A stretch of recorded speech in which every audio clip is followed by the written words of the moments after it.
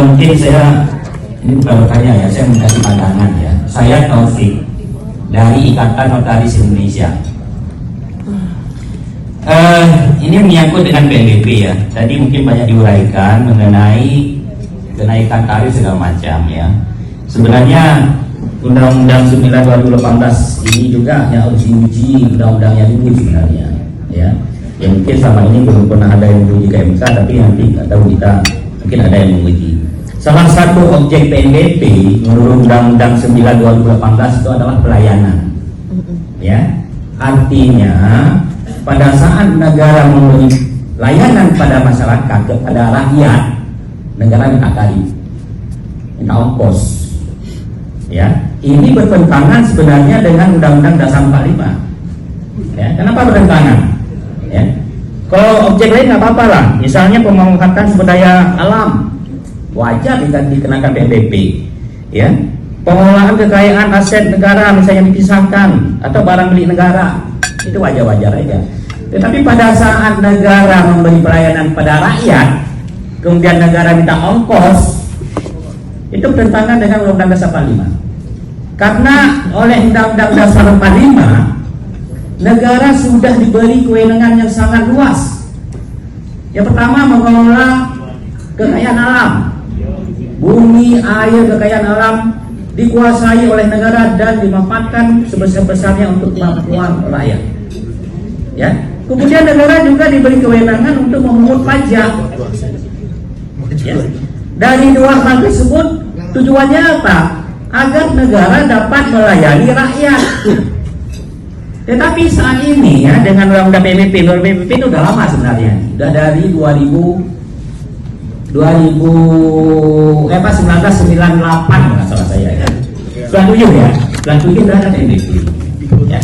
Tetapi pada saat negara, pada saat rakyat minta layanan pada negara kemudian minta ongkos, ini sebenarnya nggak wajar ya.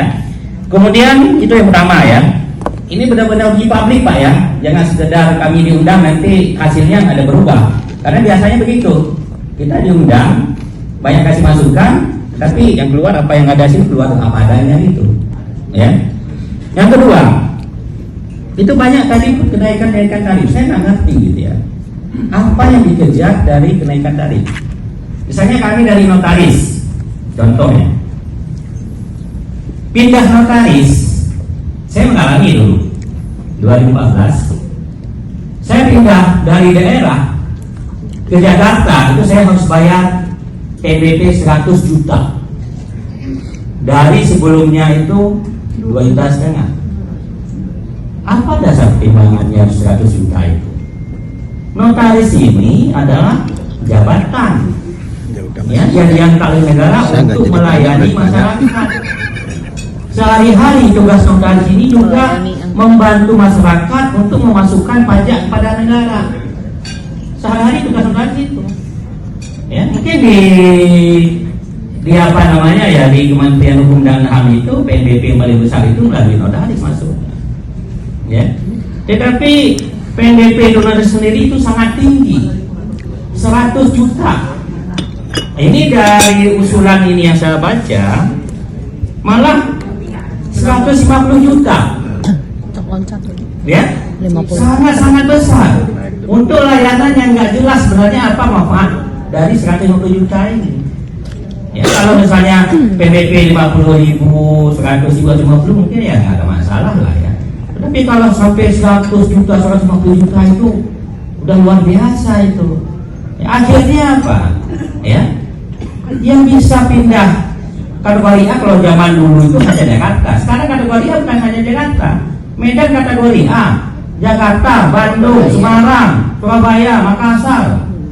Saya dikeluhkan juga, ada rekan dari Deli Serdang ya, sudah lama di sana, mau pindah ke kota Medan harus bayar 100 juta.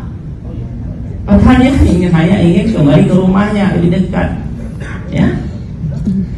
Apa pertimbangannya gitu? 100 juta, apalagi 150 juta. Akhirnya, pada akhirnya yang bisa pindah kategori A itu memang orang-orang kaya yang punya uang. Tidak semua notaris itu kaya. Apalagi sekarang notaris ini 21.000 Ya 21.000 itu sudah kuotanya udah berlebihan. Banyak notaris itu malah nggak buka kantor itu. Ya, tapi pada saat dia ingin kembali ke daerahnya, mungkin masuk kategori A, dia harus bayar 150 juta. Ini dibayangkan aja, ya, luar biasa itu. Kemudian juga misalnya, ya, ada penetapan tarif baru, ya, likuidasi PT 2,5% dari bude, ya, ini juga luar biasa, ya, maksudnya negara ikut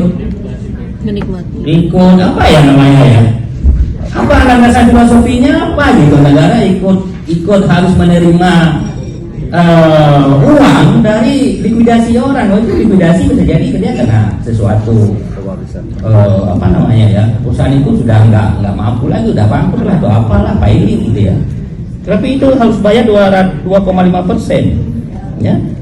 Kemudian ada penjualan kekayaan, itu terkait, nggak tahu saya yang poin itu 2,5% juga itu, ya. Kemudian ada partai lokal tadi di Aceh ya, itu 50 juta, ya, kebetulan saya dari Aceh, ya. Saya nggak tahu partai politik lain itu berapa tarifnya, kenapa partai politik itu bisa mahal juga sampai 50 juta itu, pertimbangannya apa gitu. Apa beda partai politik itu pengesahannya dengan badan hukum biasa, PT, yayasan, perkumpulan, ya, perkumpulan itu hanya 300.000, dari 2,5 jadi 300, ya, tapi partai politik 50 juta. Apa supaya orang nggak banyak buat partai politik atau apa gitu ya?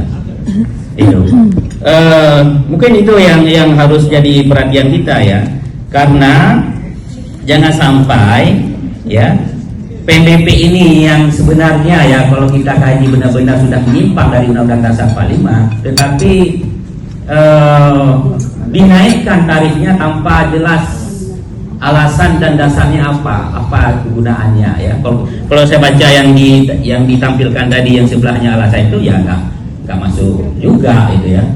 Coba ditampilkan lagi tadi itu apa? Justifikasi yang di sebelah kanan itu nggak masuk juga alasan-alasannya itu, sampai 150 juta untuk pindah dari kategori C agar tidak ada menghambat orang pindah dari C ke A, nggak akan menghambat gitu ya, nggak akan menghambat ya.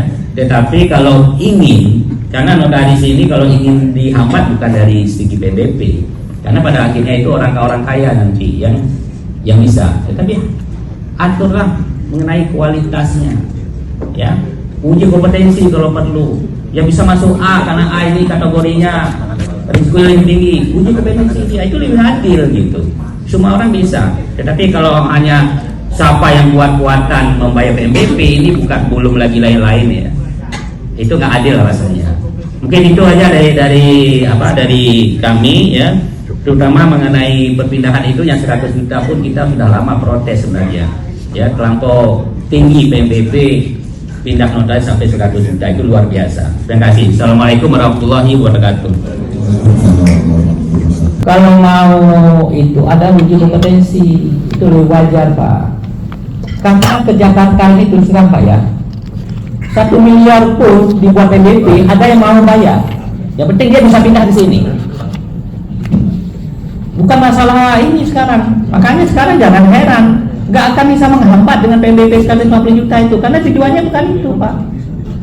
Notaris ini Pak ya, melayani masyarakat, mewakili negara. Kalau dia kompetensinya nggak cukup, rugi nanti yang korban masyarakat. Itu udah kita wanti-wanti selalu. Di kota besar ini memang susah karena problematikanya banyak. Maka yang harusnya di sini notaris yang punya pengalaman, punya kompetensi yang baik, bukan notaris yang kaya raya. Ya, pada saat di daerah dia mengumpul uang melalui fidusia massal itu, ya, yang angkanya sebulan bisa ribuan, puluhan ribu, kemudian dia pindah ke Jakarta. Bukan begitu caranya Pak. Makanya jangan memuji atau mengatur kualitas notaris itu dengan PBP, itu keliru. Kalau itu dasar filosofinya atau landasannya itu salah. Coba diubah dulu. Ini kebetulan di Kementerian Hukum dan HAM yang menangani hal yang sama. Ya, ubah dulu formasi notaris. Ya, ubah dulu cara pindah notaris kategorinya. Boleh kalau lompat begitu sekarang 4 tahun, ya, dia bisa pindah ke A. A itu bukan hanya kata waktu.